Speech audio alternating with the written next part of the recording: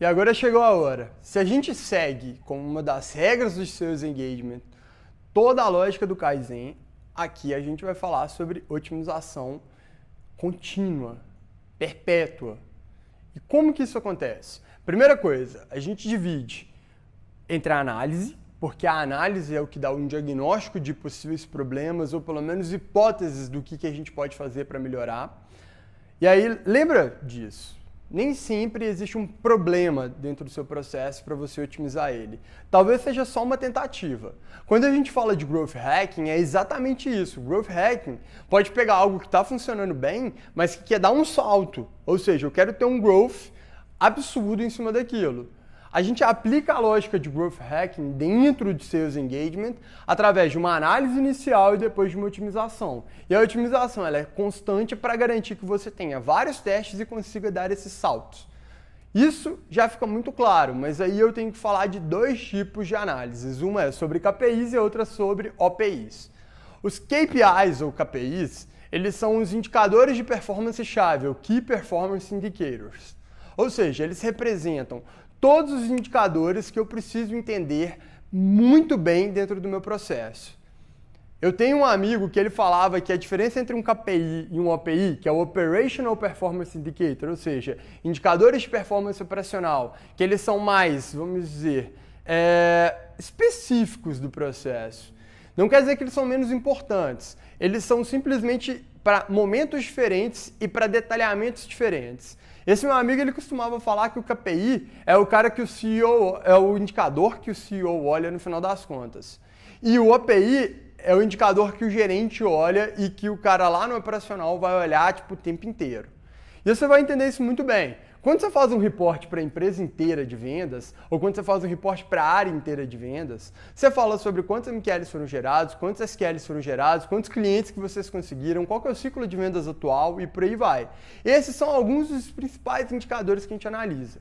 Mas quando eu entro em APIs, eu vou analisar qual que é o open rate, ou a taxa de abertura dos meus e-mails. Qual que é o reply rate, ou a taxa de resposta dos meus e-mails, ou de algum tipo de tentativa de contato que eu faço. Então pode ser no LinkedIn, pode ser no WhatsApp, pode ser no Skype, por aí vai. Qual que é o bounce rate, ou seja, isso é muito mais específico para e-mail, mas qual que é a taxa de rejeição? Então e-mails que eu envio que não existem, e-mails que eu envio que caem para spam ou algumas outras coisas. A gente divide aí, tecnicamente falando, bounce rate é um pouco mais complicado de se explicar aqui agora, mas a gente tem um material de apoio bem legal falando um pouquinho sobre diferenciações aqui embaixo. Além disso, quantos touchpoints que eu tenho para realizar uma conversão? Isso em cada um dos meus fluxos. Como que eu entendo como otimizar aquele fluxo e talvez diminuir o número de touchpoints para conseguir uma conversão em média? Quantos touchpoints que eu tenho para poder gerar a minha conversão? Na realidade, qual que é o touchpoint que está gerando a conversão? Então, eu tenho 6 touchpoints para gerar conversão, em média, mas o que mais gera conversões é o 5º ou o 7º. Então eu coloco uma média ali e fico com 6 touchpoints. Então, o que esse meu touchpoint específico tem?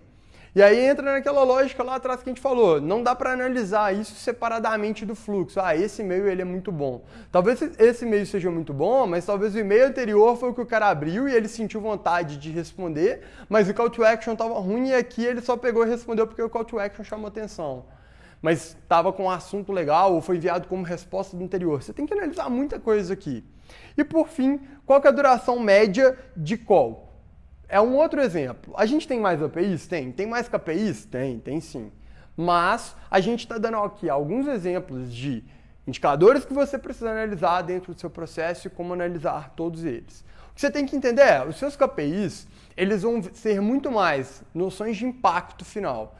Eu sei lá na frente que eu não estou gerando MQL suficientes, eu não estou gerando SQL suficientes, eu não estou gerando número de clientes necessários para eu bater minha meta, e o meu sales cycle está me atrapalhando porque ele está muito longo, ou se não conseguir encurtar ele o suficiente sem aumentar meu churn, por exemplo.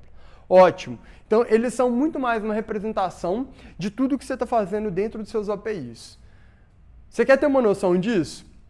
Esse mesmo amigo meu que falava sobre a diferenciação em KPI e OPI, ele dava o exemplo da Vale. Ele falava que a Vale, quando ela manda uma pepita de minério, por exemplo, ela tem um tubo que ela faz o envio por pressão. Na hora que a pepita de minério estiver recolocada lá, a pressão leva ela até uma outra região. Só que, se a esfera da pepita, então o diâmetro da esfera, né, no caso, ele era um pouco maior, a pressão não conseguia dar a velocidade necessária, ela é mais devagar. Se ela era um pouco menor, na realidade, se ela era um pouco menor, isso acontecia. Se ela era maior, podia travar no cano. E aí acabava que atrapalhava todo mundo. Então tinha um limite ali, mínimo e máximo, para aquela pepita. Então, antes de colocar a pepita no cano, tinha que se medir todas elas, ou elas passavam por um tubo para garantir que elas tinham aquele tamanho mínimo ou máximo. E aí, a partir daquilo, era trabalhado com, vamos mandar essas pepitas aqui. Por quê?